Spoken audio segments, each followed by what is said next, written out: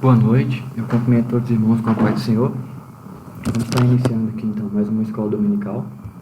Deixa eu projetar na tela aqui para ficar mais fácil. Então a lição de hoje é a lição número 8, né?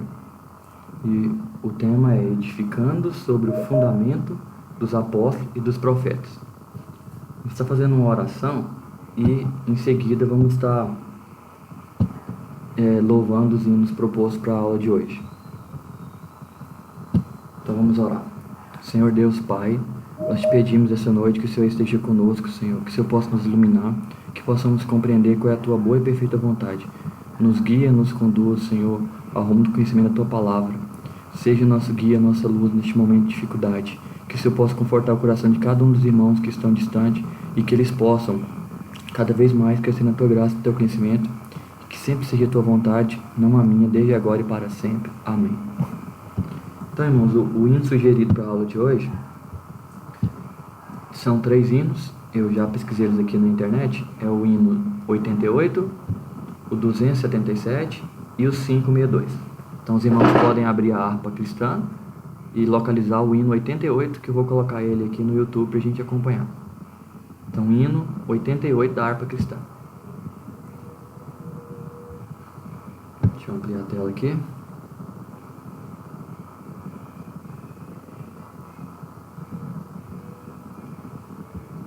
Hino 88, então.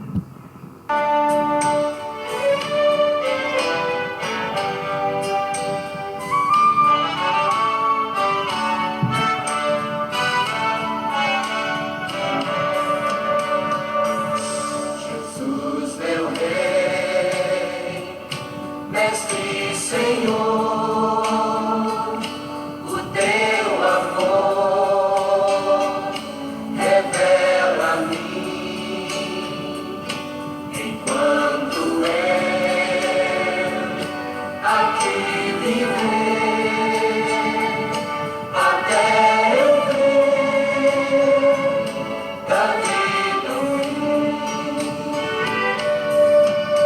revela a nós, Senhor, Jesus, meu Salvador, as maravilhas mil do teu divino amor, e com veraz louvor, fervente gratidão, eleva a ti, Jesus, Senhor, o nosso coração. As bênçãos mil do teu amor, qual esplendor me cercarão. O teu olhar será, Jesus, a grata luz do coração. Revela a nós, Senhor, Jesus, meu Salvador, as maravilhas do teu divino amor. Voltamos, mas não está prestando atenção, não. Fervente gratidão, eleva a ti, Jesus, Senhor, o nosso coração.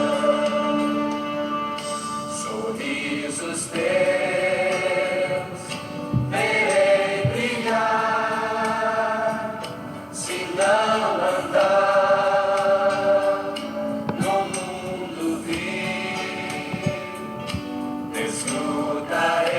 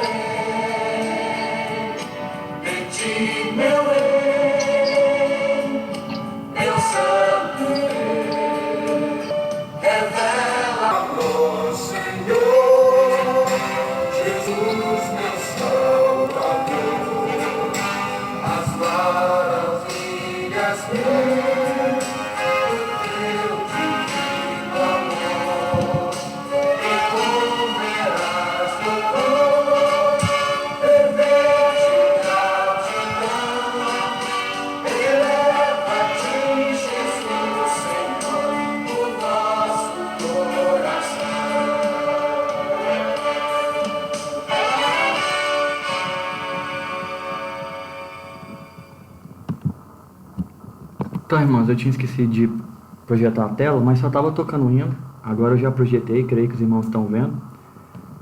Agora a gente vai para o segundo hino que sugerido hoje, que é o hino 277. Então os irmãos podem abrir a harpa no hino de número 277 para a gente acompanhar aqui. Então eu pesquisei ele aqui também no YouTube para a gente conseguir acompanhar. Hino 277. Salve estás, limpo estás.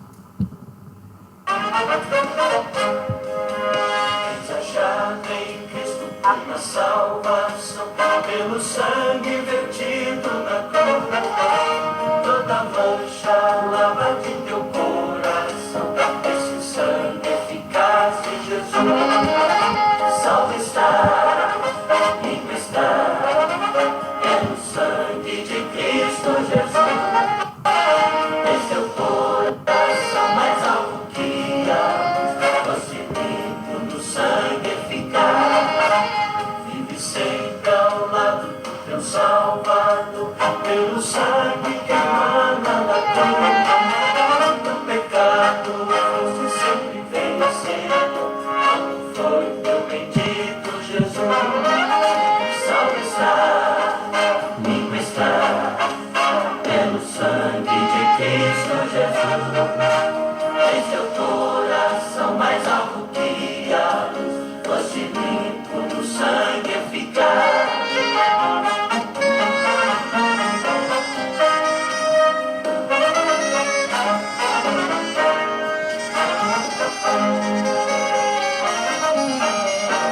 Pelas roupas brancas quando vier Jesus, doce limpo na fonte de amor. Estás pronto para seguir ao céu de luz, pelo sangue purificador. Salve está, limpo está, pelo sangue de Cristo Jesus. Este é o coração mais alto que a luz, doce limpo do sangue eficaz. Cristo hoje dá pureza e muito poder, fita os olhos da cruz do Senhor. Pela fonte sai que te enche de prazer, que te falta de vida e vigor. Salve está, limpo está, pelo sangue de Cristo Jesus. Este é o coração mais alto que a luz, doce limpo do sangue eficaz.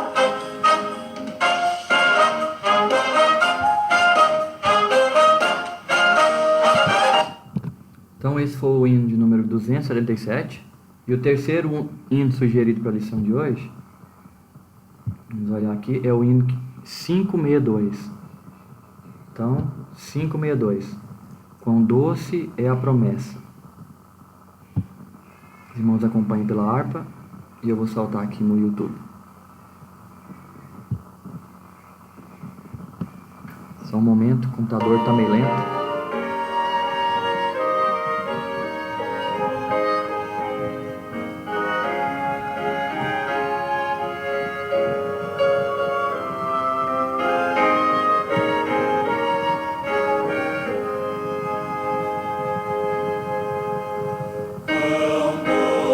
Preciosa promessa de Deus de um lar com Jesus nos céus. Ali peregrinos sem repouso ou paz terão descanso eficaz. Anseio meu lar no céu, desejo estar. Quando entrarei nas pragas de Sião, ali não há mágoa, morte a prantear, anseio a celeste mansão. Assim. Irmãos, eu coloquei o hino errado, perdão. É o 562. Não, tá certo mesmo, desculpa. Eu pesquisei errado aqui, mas esse é o hino. Continuar. Acima de tudo que a vida me seduz, é ver meu Senhor Jesus. Guarda-me na graça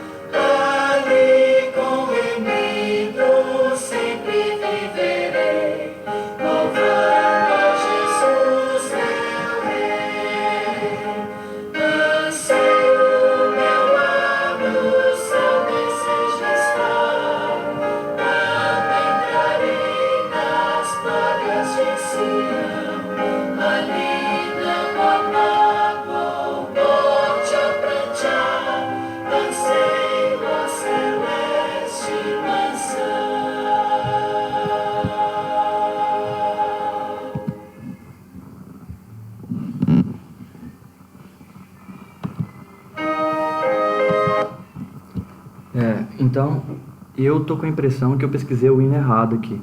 Tava olhando aqui a letra aqui, parece que não é essa.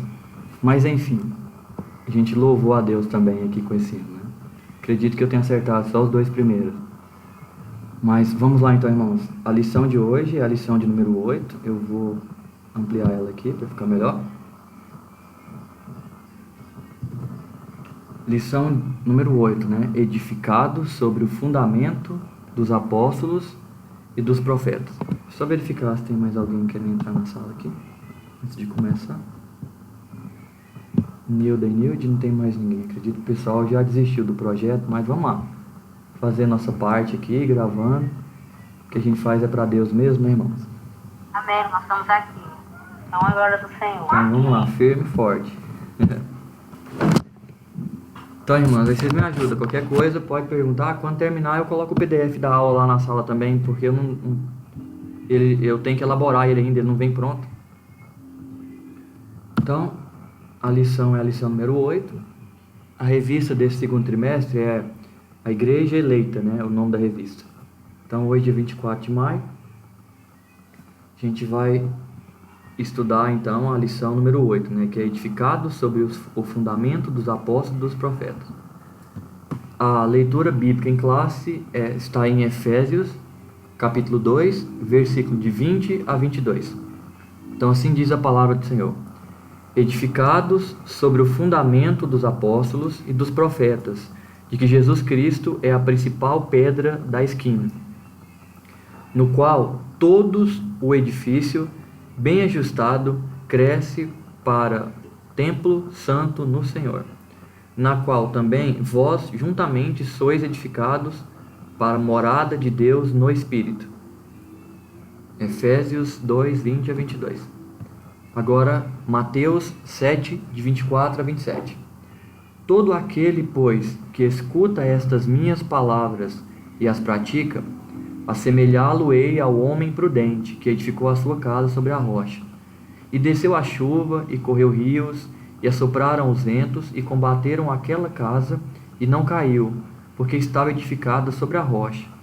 E aquele que ouve estas minhas palavras, e as não cumpre, compará-lo-ei ao homem insensato, que edificou a sua casa sobre a areia. E desceu a chuva, e correram os rios, e assopraram os ventos, e combateram aquela casa, e caiu, e foi grande a sua queda.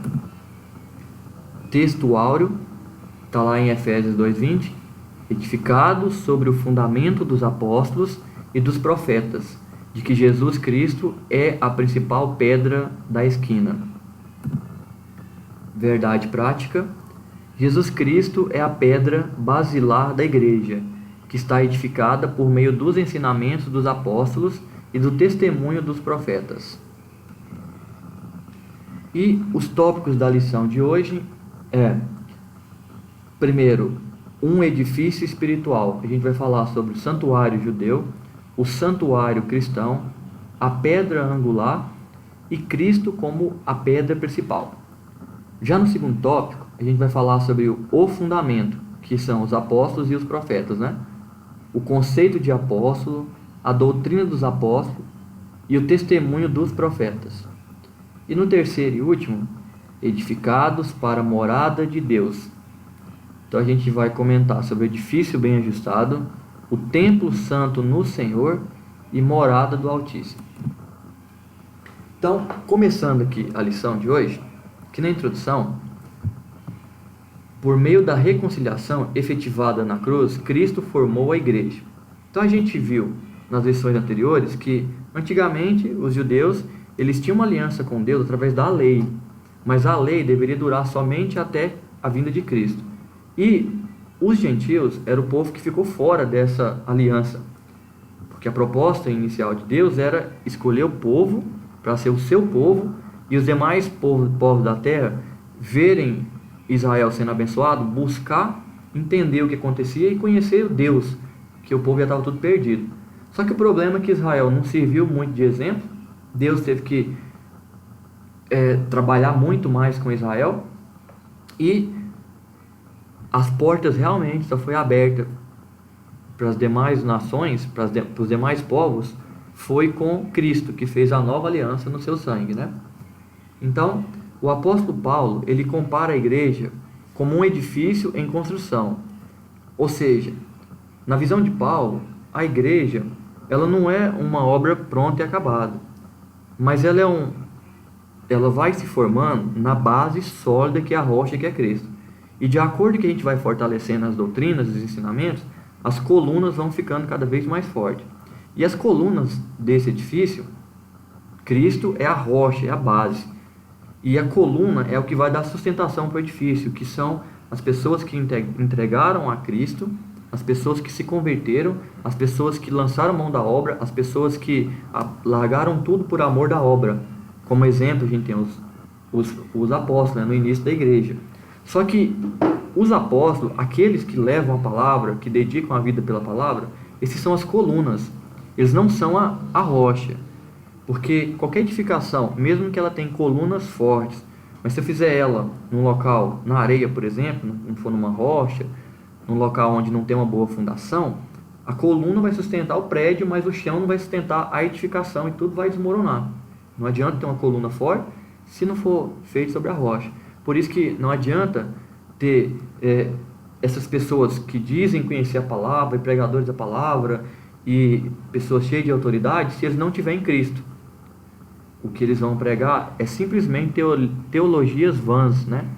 Filosofias que não pode salvar ninguém e que parece encher o coração, mas na verdade ele não passa de um vazio, né? Então, a pedra angular dessa edificação é Cristo, e o fundamento é a doutrina dos apóstolos e o testemunho dos profetas. Então, a pedra aonde vai ser construída a igreja, a pedra angular na construção, principalmente antigamente, era uma das pedras principais, porque ela era formada em ângulo. Então, ela, quando era colocada ali na edificação, ela permitia com que as forças ali, o peso, né, que a edificação provocava ali, elas se concentravam naquela pedra e um anulava o outro. Então, aquela pedra, meio que ela era uma estratégia construtiva para que a edificação suportasse o próprio peso e não forçasse uma coluna ou outra. Então, Cristo é essa pedra. Sem ela, o peso não se suporta, né, e a edificação vem a ruína. E o fundamento é a doutrina dos apóstolos, que é o quê? Que foi o que foi passado de Cristo para os apóstolos, de como que tem que se comportar para poder manter essa igreja em pé. Então eu tenho a rocha, mas se eu não souber cravar as estacas direitinho na rocha, edificar corretamente em cima da rocha, mesmo tendo a rocha, a minha igreja pode ruir. Então, sem o fundamento que Cristo passou, eu não consigo manter, né? Assim, há o propósito divino de que sejamos o templo santo do Senhor, a morada do Altíssimo, né? Que é o que a gente vai estudar nessa lição. Então, o santuário judeu. Vamos entender primeiro como que era o santuário judeu, que era a edificação feita por mãos humanas, na qual Deus habitou ali por um tempo devido à aliança que ele fez com Israel. Então, o templo em Jerusalém era o símbolo do exclusivismo de Israel. Ou seja, era o templo da aliança que foi feita de Deus com Israel, e era exclusivo para Israel, porque a aliança era com Israel. Deus habitava ali. A Bíblia fala que ele habitava no templo, ali acima da Arca da Aliança. E ali o homem não tinha acesso diretamente pelo pecado. Tanto que esse lugar santíssimo ele era coberto com o véu, e o homem não poderia entrar lá, a não ser o sumo sacerdote uma vez no ano, depois que ele passava por todo um ritual de purificação. E mesmo assim ele entrava todo temeroso, amedrontado. Nele era amarrado um sino, porque se ele não movimentasse mais, eles puxavam para fora arrastando, que ninguém nem podia entrar para poder pegar. Por quê? Porque ali estava o homem ainda sem o revestimento do sangue de Cristo diante de Deus, e o homem não suporta.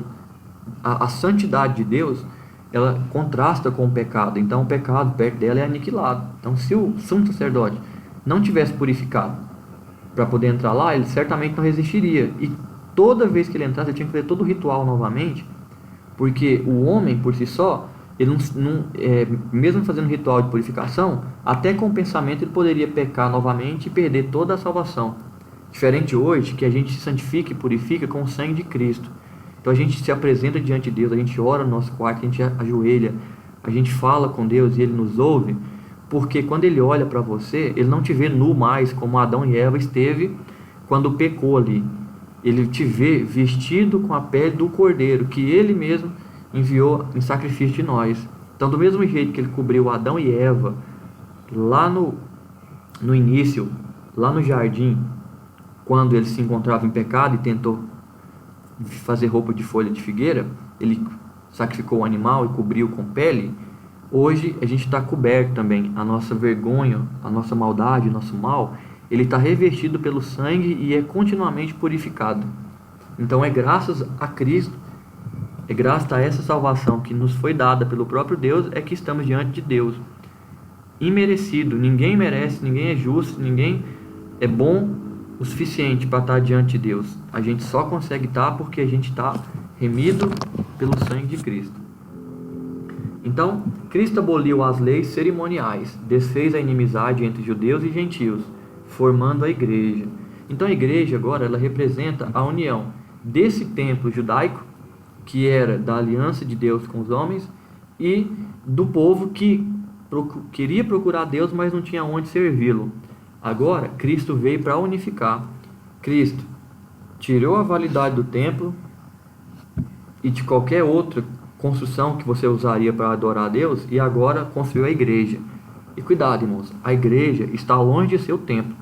Hoje a gente tem aquele templo lá, mas se não tivesse, a gente é a igreja do mesmo jeito. Aquele templo, a partir do momento que a gente sai dele, ele é só paredes vazias. Deus não habita ali. Ele não habita mais dentro de templo feito por mãos humanas. Ele habita dentro do templo feito por Ele mesmo, que é você, que sou eu.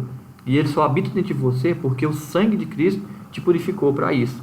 Então hoje em dia, a gente não precisa mais ter aquela ilusão de que eu preciso do templo para adorar. Você não precisa do templo para adorar. A gente vai no templo para adorar, para estar em comunhão, para reforçar a fé um do outro. Mas o templo é você, o Deus habita é dentro de você. Então, assim, o templo judaico perde sua relevância e um novo conceito de santuário é apresentado. Então, o templo que hoje Israel nem tem mais e que eles almejam construir novamente para adorar, eles vão construir, mas aquele templo Deus não habita mais. Eles vão construir esse templo, mas Deus não habita ali mais. Tanto que nem existe, o templo foi destruído, eles nunca mais conseguiram construir, porque não é mais obra de Deus que está ali envolvida, né? Da outra vez, o homem conseguiu reconstruir quando foi destruído pela primeira vez, mas era projeto de Deus, agora não é mais projeto de Deus. Mas ainda vai ser reconstruído novamente esse templo. E o anticristo vai almejar sentar num local lá, no local reservado, que é o local de Deus. Aí eles vão reconhecer que ele é o anticristo. E aí o verdadeiro dono vai voltar para sentar no trono de Israel. Mas isso é histórias futuras ainda, irmãos. Vamos focar aqui. Agora, o santuário cristão. Os que pertencem a Cristo não comparados a um edifício, são comparados a um edifício onde Deus habita em espírito. O Altíssimo não habita em templos feitos por mãos de homens. Atos 7:48. Então, ilusão, como a gente está passando por esse período de pandemia e muitos crentes aí estão impossibilitados de ir para a igreja por causa de decreto e tudo mais, eu compreendo que isso está acontecendo, concordo também que algumas coisas têm que ser revistas, não é nesse assunto que eu estou entrando, mas estou dizendo que nós, crentes, não deveríamos estar preocupados porque não estamos podendo ir no templo, porque nada pode calar a nossa voz, pode calar Deus que está dentro da gente. Então a gente pode se unir pelo WhatsApp, pode se unir via web, como a gente está fazendo agora, a gente pode se unir de joelho, cada um no pé da sua cama. Então assim, a adoração a Deus, a busca contínua e incessante a Deus, a comunhão pode acontecer de qualquer lugar, porque Deus está onde você está, porque Ele habita em você, não em templos erguidos por mãos humanas, né? O santuário cristão. Os cristãos, judeus ou gentios, agora tanto faz porque a gente é um só povo, tornaram-se o templo onde o Espírito de Deus habita. Os cristãos são pedras vivas em um edifício espiritual.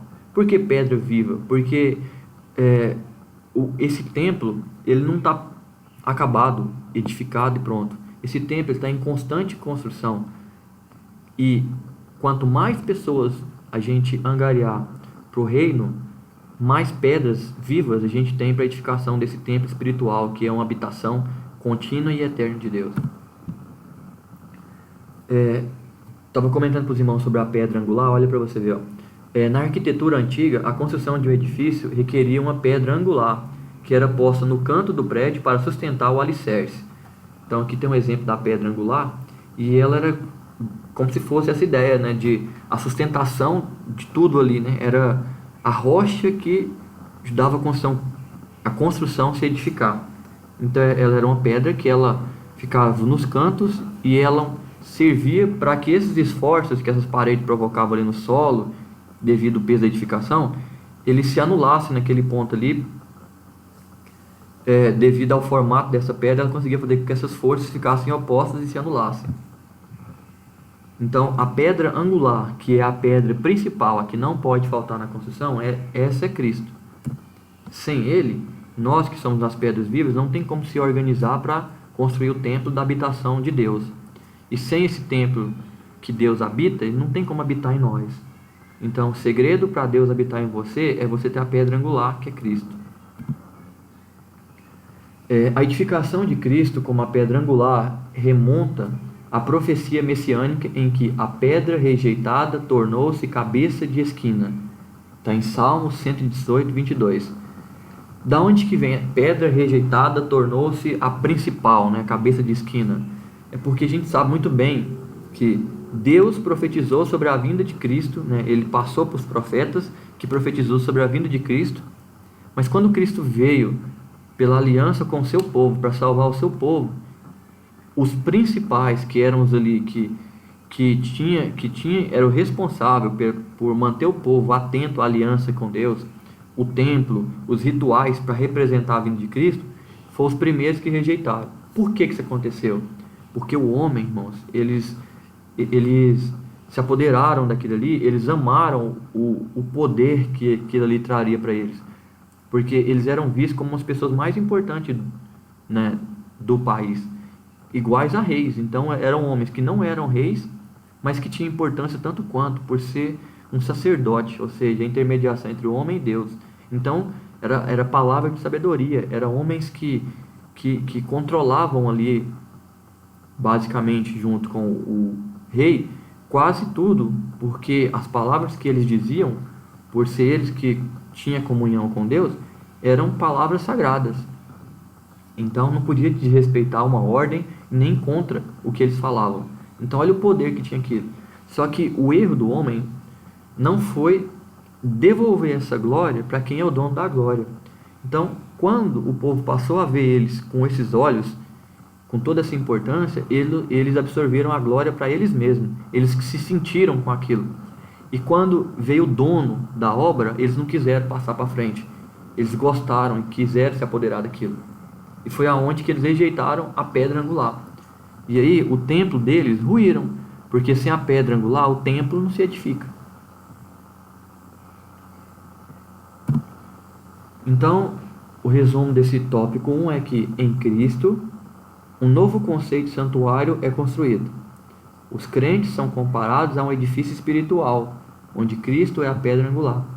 Então agora, em Cristo, a gente não precisa mais de edifício feito por mãos humanas. A gente não precisa mais ter que ir em Jerusalém para adorar. A gente não precisa mais ter que ir no Muro da Lamentação para lamentar porque o templo foi destruído. Isso tudo é besteira. Em Cristo, a gente só precisa dobrar nossos joelhos, sinal de reverência, e falar diretamente com o Pai, porque agora Ele nos ouve. Porque o Espírito da verdade habita em nós. Agora, o que é o conceito de apóstolo, né? Então, o termo grego apóstolo é usado para enviado, ou o mensageiro. Os evangelhos usam o termo quando se referem aos 12 escolhidos por Jesus. Da definição mais básica, a gente pode dizer o seguinte: qual é a diferença de apóstolo para discípulo? A diferença é que apóstolo foi os escolhidos e discípulo é todo aquele que está ali para poder aprender. Então, esses apóstolos, esses 12, eles foram escolhidos exclusivamente por Jesus. Depois deles ainda veio Paulo. Então eles foram escolhidos, além de ser discípulo, obedecer, eles foram escolhidos, foram os enviados. Hoje a gente tem um monte de discípulos, a gente está ali para poder aprender. Agora, se Jesus vier escolher você para alguma coisa, você se torna um enviado também, um mensageiro. Então você pode ser denominado de apóstolo. Então, em referência bíblica, a gente tem esses 12, que depois passou a ser 11, e aí por uma eleição foi escolhido um outro, só que não se fala muito dele depois, mas ele também teve sua parcela na história, que ele também, na hora que a igreja se esparramou, ele também fugiu de Jerusalém e saiu mundo afora pregando. Então ele foi um enviado do evangelho. E o 13º que a gente conhece, que depois foi Paulo, né? 14º, na verdade, né? Porque teve Judas, depois teve um outro que foi escolhido depois que Judas suicidou, e depois Paulo, que também foi escolhido pelo próprio Cristo. E daí teve vários outros enviados também de Deus que saíram a pregar seu evangelho. Então, eles foram testemunhas oculares do mistério, morte e ressurreição do nosso Senhor. Então, outra característica, né, desses enviados, eles foram as testemunhas oculares, ou seja, os que andaram, os que comeram com Cristo, os que viram a sua morte e sua ressurreição. Paulo não andou com Cristo, Paulo não comeu com Cristo, mas Paulo foi testemunha ocular da sua ressurreição, porque Cristo apareceu para ele. E depois dessa aparição, a gente tem até relato de Paulo que ele foi até arrebatado ao céu. Então, ele teve essa visão, ele pode testemunhar disso, né? Quando a gente acompanha as cartas de Paulo, a gente vê ele falando muito disso. Então, assim, Paulo também foi chamado pelo próprio Senhor para ser apóstolo. O próprio Deus apareceu para ele quando ele estava indo em caminho a Damasco, né? E se revelou para ele. Revelou como sendo Jesus a quem ele perseguia. Então, Paulo é um dos enviados, é um das testemunhas oculares, que é outra coisa que define o apóstolo. Então, foi escolhido e é testemunha ocular do que aconteceu. Aos apóstolos foi confiado o ministério da palavra, como o compromisso de instruírem a igreja. Então, lembra quando Jesus falou com Pedro, que falou para Pedro que tu és Pedro, mas é sobre esta rocha que edificarei minha igreja, e ele queria que Pedro apacentasse as ovelhas? Então, é porque ele já estava entregando ali para os apóstolos a responsabilidade, né? Porque foi a eles que foi confiado o ministério da palavra, de continuar multiplicando o que eles ouviram ali, e o compromisso de instruírem a igreja, porque Cristo, é claro que ele sabia que muita filosofia vã ia entrar no meio da igreja e tentar desfazer o que Cristo tinha pregado. Ainda mais com o tempo, o homem vai esquecendo, isso ia acontecer demais. Então, a palavra pura e genuína tinha que ser pregada, tinha que ser repetida às vezes para purificar as pessoas. E acabou acontecendo. A gente viu ali que a igreja ali do início, assim, que foi muito perseguida no início, assim, quando ela foi aceita, quando o imperador de Roma viu que não adiantava perseguir e supostamente inventou ter se convertido ao cristianismo, ele pegou, abraçou a igreja e colocou a igreja no centro de Roma. Mas isso ali deu foi poder para ele, porque agora da religião que era perseguida, que as pessoas não podiam contar que era cristão, que eram mortos, agora é o contrário. Agora a pessoa não pode negar o cristianismo, porque agora Roma é a religião oficial. Quem negasse que era perseguido, e a igreja ganhou poder, e aí novamente aconteceu igual aconteceu com os sacerdotes. O homem começou a se sentir no centro do poder, esqueceu Deus de lado, e a igreja começou a se perder. Mas como é projeto de Deus, e Deus nunca deixou ali sua verdadeira mensagem morrer, chegou no momento que alguns homens se levantaram e sofreu a ruptura. Então, do paganismo que se tornou a igreja, porque se você observar hoje, eu não vou dizer a denominação, mas se você observar algumas denominações que ainda cultua só se for naquele templo deles, que tem várias datas que não tem nada a ver com o cristianismo, porque Jesus Cristo, ele aboliu qualquer tipo de ritual. Então a gente não tem ritual Natal, não tem ritual para fazer de Páscoa, não tem ritual para nada, não existe ritual. Isso aí foi tudo obra do que? Quando a igreja ali em Roma se tornou a religião de Roma, eles começaram, para poder trazer todo mundo para dentro da igreja, os rituais pagãos dos deuses romanos, eles começaram a colocar na igreja, e só mudou o nome. Então, por exemplo, o Natal, que era uma cultuação, se eu não me engano, é o Deus Sol,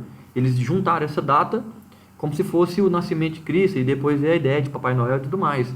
Mas era só para poder casar datas, as datas já pagãs que existiam ali em Roma, e a igreja foi absorvendo tudo.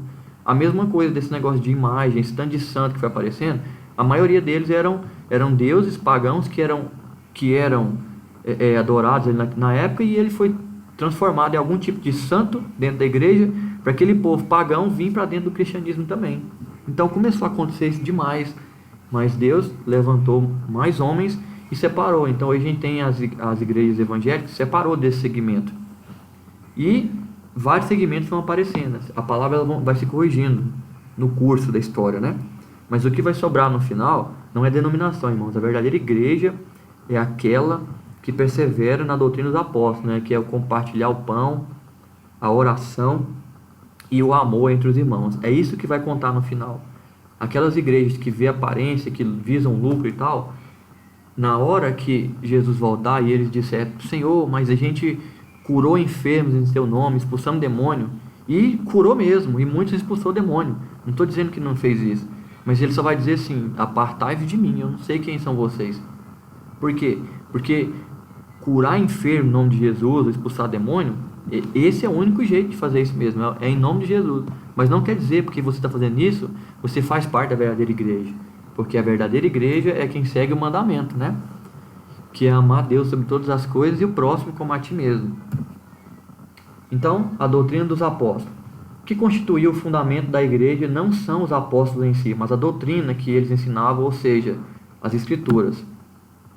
Os apóstolos receberam doutrina diretamente de Cristo. Assim como não se pode mexer na pedra angular depois de colocado o alicerce, igualmente o fundamento da igreja não pode ser violado. Então, a revelação dos apóstolos, conforme temos no Novo Testamento, nunca poderá ser substituída ou anulada por revelação, testemunho ou profecia posterior. Então é outra coisa que a gente tem que tomar muito cuidado, irmãos. Tá na Bíblia, tá na profecia, tá no que foi ensinado pelos apóstolos. Hoje em dia, o diabo está entrando nas igrejas e fazendo confusão. Então doutrinas novas podem aparecer, mas você nunca pode negar a doutrina dos apóstolos, que é a verdadeira, que foi a doutrina entregada pelo próprio Cristo. Então assim, a palavra ela não envelhece, ela não muda, a palavra é única, né? Vamos falar para você que era erro de interpretação, é porque aquilo era uma visão para aquela época, mas não é isso. Eu não estou falando de costumes, não. Costumes mudam, palavras, ou seja, escrita muda, a gente muda os termos, mas não é disso que eu estou dizendo. Estou falando da doutrina, que é o amor em primeiro lugar e a união. É isso que Deus quer do seu povo, né? Então, e é fácil você perceber se numa igreja tem amor, se tem união, porque quando tem competição, ali não reina mais a união. Quando tem valorização de uns e menosprezo de outros, ali não tem amor, porque o amor não mede essas coisas. Então, o testemunho dos profetas, a palavra grega prophet significa proclamador e intérprete da revelação divina. Então, Paulo assegura que a compreensão do ministério que no passado estivera oculto foi revelada pelo Espírito aos profetas do Novo Testamento. Assim, os profetas neotestamentários que falaram inspirados pelo Espírito Santo perfazem o alicerce da igreja de Cristo. Então assim, se lembra que Cristo ali nos dias finais dele, ele ora pelos apóstolos e diz que tinha muito mais coisa para poder revelar, mas naquela hora ele não podia, porque a gente não podia suportar ainda. Mas ele ia enviar o Espírito da verdade, que esse ia falar conosco e nos revelar muita coisa. Então tem muita coisa que a gente vê nas cartas de Paulo que são revelações neotestamentais, ou seja, Cristo não falou aqui na terra quando ele estava, mas foi Paulo que falou por intermédio do Espírito Santo que ia revelar mais coisas, que fez também com o apóstolo João, né, quando ele escreveu o livro de Apocalipse, pura revelação do fim dos tempos que Deus entregou através do Espírito Santo. Então, fim do tópico 2, a igreja está edificada sobre a pedra angular, que é o próprio Cristo. O seu fundamento é a doutrina dos apóstolos e o testemunho dos profetas bíblicos.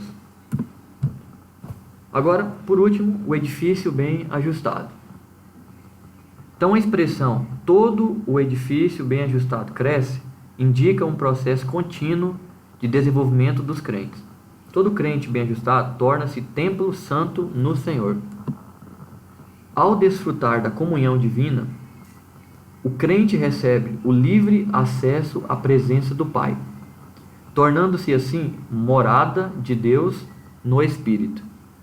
Então, a partir do momento que o crente ele desfruta da comunhão divina, ele se entrega a Deus, ele recebe o livre acesso à presença do Pai. Olha que importante. No Antigo Testamento, irmãos, isso não acontecia nunca. A pessoa, por mais fervorosa que ele for, ele não tinha livre acesso a Deus. Ele precisava do intermédio do sumo sacerdote. O homem teve livre acesso a Deus antes da lei e do templo que Deus instituiu. Foi quando ele falou com Abraão, foi quando ele falou com Jacó. Mas, depois do templo, Deus, para o homem falar diretamente com Deus, ele precisava do intermédio ali de um profeta, né? Ou de um sumo sacerdote, que era quem entregava ali a oração e as coisas dele a Deus. Agora não. Agora você está puro o suficiente para poder falar com Deus. Não tem mais véu para separar. Ah, mas eu estou puro porque eu sou digno, eu sou bom. Não, você não é bom. Só existe um que é bom, que é Deus. E por que eu posso estar diante de Deus, então, se eu tenho defeito, se eu erro, se eu penso coisa errada, se eu não consigo me livrar, às vezes, dessa maldição de eu me purifico, mas logo eu peco de novo? O que está acontecendo? Por que Deus me aceita? Porque Deus aceita Cristo que está em você. Você foi coberto pelo sangue de Cristo. Deus sabe que seu corpo é caído, seu corpo é pecaminoso. Por isso que você só vai para o céu com um novo corpo. Você não vai para esse corpo. Você vai ser transformado num corpo glorioso. Porque esse corpo, ele só faz você pecar. Ele é caído, né? Então, é o sangue de Cristo que te purifica para estar diante de Deus. Te dá a comunhão novamente. Morada do Altíssimo, né? No Antigo Testamento, a expressão morada de Deus fazia alusão ao tabernáculo e depois ao templo israelita. Então, assim, morada de Deus era isso aqui. Não tinha outro lugar para encontrar Deus. Os homens tinham que ir até Jerusalém, até o templo ou o tabernáculo, para poder dirigir diretamente a Deus, porque ali ele habitava. Já no Novo Testamento, Deus habita em nós por meio de seu Espírito. Agora no Novo Testamento, você que carrega a presença de Deus, aonde você está, Deus está com você. Então não precisa mais de um templo e nem de um ritual para poder chegar até Deus, né? Então Deus habita na vida daquele que edificado em Cristo torna-se templo santo do Senhor. E concluindo a lição, irmãos, para a gente não estourar o nosso tempo, a comparação da igreja como edifício em construção indica que estamos em processo de aperfeiçoamento, até que todos cheguemos à unidade da fé. O que é isso? É aquela história de, eu vou me preparar para ser crente. Errado. Por quê? Porque você não prepara, você nunca vai ser bom, justo o suficiente para poder ser o crente pela sua própria força. Você se entrega a Cristo, Ele te limpa com sangue e você passa por um processo contínuo de purificação. Mas a sua presença já está diante de Deus, Deus já está diante de você, porque você está purificado pelo sangue. E todo aquele mal, ele vai saindo de acordo que você aproxima mais de Deus, porque o sangue é como se fosse o protetor solar que não deixa o sol te queimar. É o protetor solar que você usa para estar diante de Deus, que é o sangue de Cristo. Então é por isso que você pode estar diante de Deus. Mas embaixo do protetor pode ser que tenha coisa podre ainda. Mas esse protetor ele vai penetrando em você de acordo que você aproxima de Deus e ele vai purificando. E aí quando você se tornar um crente vencedor, você vai receber o corpo novo, vai ser transformado num corpo glorioso e vai poder habitar junto com o Pai, voltar a ser uma unidade com Ele. Então a pedra angular, que é o próprio Cristo, não pode ser substituído. A doutrina dos apóstolos e o testemunho dos profetas não podem ser revogados. Então, irmãos, ouçam bem isso para não confundirem. Cristo mesmo diz: eu sou o caminho, eu sou a verdade e eu sou a vida. Ninguém vem ao Pai senão por mim. Então, qualquer doutrina que aparecer para frente que rejeita essa, irmãos, rejeita ela também. Porque ele é a pedra angular que não pode ser substituída e ele é o O único jeito de chegar até Deus. Não tem outro caminho. Negou a Cristo, negou a Deus, não tem solução. E aceitar Ele como pedra angular é seguir a doutrina que Ele deixou aqui na terra. E ouvir o testemunho dos profetas que profetizaram de Cristo. Que profetizam, né? E entregam as mensagens que vêm do próprio Espírito. Então, finalizando as questões aqui para refletir, ó. A primeira pergunta é: ao reconciliar ambos os povos, o que Cristo fez? Então a resposta está aí, ó. Ao reconciliar ambos os povos, Cristo aboliu as leis cerimoniais, desfez a inimizade entre eles e formou uma nova humanidade. Pode falar, irmã. Eu quero fazer uma pergunta dele, que me tinha uma dúvida, na verdade. Sim. Uma pessoa assim, que está assim, tipo assim, leito de morte, quase morrendo já. Se ela se arrepender desses pecados, assim, não por... Assim, caso ela se arrepender assim por medo de perder a salvação. Mesmo ela pedindo perdão, ela é salva, será? Tipo assim, ela tem essa dúvida, entendeu? Entendi. Mas ela Ela sabe que vai morrer, mas aí ela pede perdão por pedir perdão, sabe? Entendi. Para obter a salvação. É porque nós, como homem, a gente não conhece o coração do ser humano. Só que quando Cristo fala para as pessoas, fala assim, ó, arrependa e deixa, né? E alcançará a misericórdia. Então, assim, a pessoa não é o que ela fala da boca para fora, é o que ela fala do coração. Então ela está ali no leito de morte, mesmo que ela fez tudo errado na vida, mas se ali no leito de morte, ela se arrepender, não é porque ela falou, quer dizer que ela arrependeu, mas se ela arrependeu, se a proclamação dela for de fé mesmo, ela alcança a misericórdia. Aí a gente tem que entender uma coisa, você pensar, mas se a pessoa fez coisa errada a vida inteira, no final ela vai ser salva. Sim, se ela arrependeu, ela é salva. Mas isso não vai dar para ela coroa nenhuma. A coroa que a gente busca da justiça, os privilégios que a gente vai ganhar, o galardão, é baseado na obra que você faz. A obra não te salva, quem salva é Cristo. Mas a dedicação que você faz pela obra vai te dar méritos lá depois de ser salvo, entendeu? No reino milenar de Cristo e tudo mais, você vai ter galardão. E essas pessoas não vão ter galardão. Elas vão ser salvas porque a salvação não é comprada, ela é de graça e é dada por Deus para toda criatura que crê no Filho unigênito. Só isso que precisa. Então, por isso que as pessoas lá fora, quando a gente... É porque às vezes assim, quando tá perto de morrer, a pessoa, aceita Jesus. Não assim, às vezes a pessoa está se arrependido, né, pelos seus atos, pecados e tudo mais, mas aí também, eles pensam, assim, no caso, eles vão pensar que eles vão ter a salvação, entendeu? Se arrepender, assim, sem ter que se arrepender das coisas que se fez no passado, entendeu? Entendi. Mas não é só o ato de falar que arrependeu, é o ato de arrepender de verdade. E aí você pensa, mas como é que eu vou saber se ele arrependeu? Você não vai saber, quem sabe é o próprio Deus. Essa é a minha dúvida, entendeu? Porque nós não sabemos se ele está devendo de coração mesmo, entendeu? Isso eu quero saber, Eu entendi. minha dúvida é essa. Aí quem sabe de verdade se a pessoa se arrependeu é o próprio Deus. Saber isso mesmo. Aí, o que a gente tem que fazer é oferecer a Deus para as pessoas e mostrar a oportunidade, mas quem tem que aceitar é elas. E aceitar significa ser salvo, porque o único caminho é Cristo, né? É verdade. Só isso mesmo. E Tem uma pergunta também. pode falar, irmã. Sobre as leis cerimoniais. O que é leis cerimoniais? Eu fiquei um pouco de dúvida aí. Era todas aquelas As festas. leis cerimoniais. É porque a gente já até viu isso na lição passada. Eram as festas, porque quando Deus fez a lei e entregou para o homem, então tinha a lei moral, que era assim, como que eles deveriam se comportar como cidadãos mesmo. Tinha a lei lei mesmo, essa aqui, o que eles tinham que fazer, que se fizesse errado, qual era a pena, tudo mais, aquela coisa, igual a nossa lei, né? Que você não pode roubar, que você é preso por tanto tempo. E tinha a lei cerimonial, e a lei cerimonial era os rituais que eles tinham que fazer, que era Páscoa, festa dos pães asmos. Tipo Arão. Isso, era... Arão que morreu.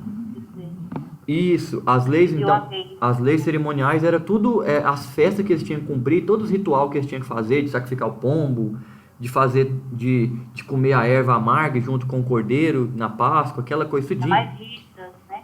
Aquilo tudinho ali era só para poder indicar Cristo, e elas todas foram revogadas a partir do momento que Cristo veio e cumpriu a lei. Porque mesmo o homem com toda essa lei, ele não conseguia cumprir ela 100%. O único que cumpriu foi Cristo. Porque ele diz que nem um tio passaria da lei se ela não fosse integralmente cumprida. E ela foi. Ele veio e cumpriu completamente e aboliu. Entendi, agora eu entendi.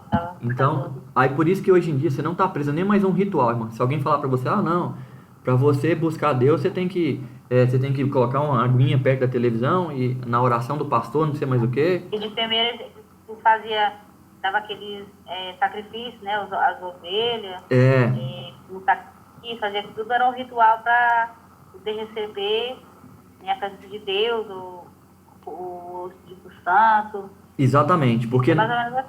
Porque naquela época era lei mesmo, esse era o ritual, tinha que ser feito e tinha que ser feito da forma correta e tinha até o jeito de fazer.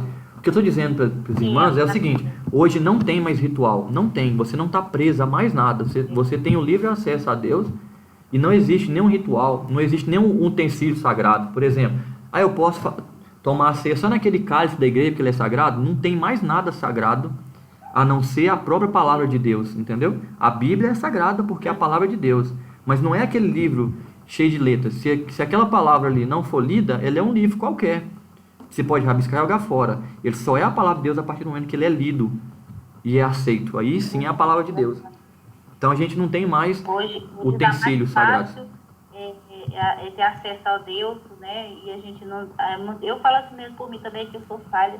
A gente não dá aquele devido valor, né, de ter a presença de Deus constante em nossas vidas. E hoje tudo é mais fácil para a gente estar ali na presença de Deus. E a gente não dá esse valor. Isso é verdade. E uma coisa eu ainda te falo, que você falou que você é falha, e você é falha, eu sou falha, todos nós somos falhos, porque ninguém é bom o suficiente para ser digno da salvação. A gente só é salvo por causa de Cristo. Então, o que a gente busca é a santificação e melhorar cada dia. Não é desculpa para não melhorar, mas estou dizendo que essa falha que habita na irmã, habita em todos nós. A gente é falho, a gente só vai alcançar a plenitude o dia que receber o corpo glorioso e a gente se afastar de Cristo, a nossa situação piora cada vez mais. Nossa, tá complicado, mas aqueles que têm fé, permanecer na presença de Deus, não importa as circunstâncias, as lutas, né, as dificuldades, as doenças, nós temos que permanecer sempre firmes, porque não é fácil. Mas Jesus falou que não era fácil. A gente tem que ter de bom ânimo, que ele vencer, nós vamos vencer também. Exatamente. Pois é, irmãos, tirei minha dúvida, obrigado aí. Por nada. Só finalizando aqui na terceira questão, para a gente encerrar, qual é o significado de apóstolo, né? Então a gente viu que apóstolo é enviado ou mensageiro. E a quarta pergunta, ele quer saber qual é o significado de profeta. A palavra profeta significa proclamador e intérprete da revelação divina. Então é aquela pessoa que te entrega a revelação divina ou interpreta alguma coisa que vem da parte de Deus. E o último, segunda lição, todo crente bem ajustado torna-se o quê? Todo crente bem ajustado torna-se templo santo do Senhor. Aí, Deus abençoe os irmãos. E a gente finaliza aqui a lição de hoje. E aí, na próxima, sábado que vem, a gente vai para a lição 9, tá bom, irmãos? Tá bom, não pode deixar. Agradeço a participação até o final e fique com Deus. Amém. Amém. Com Deus também.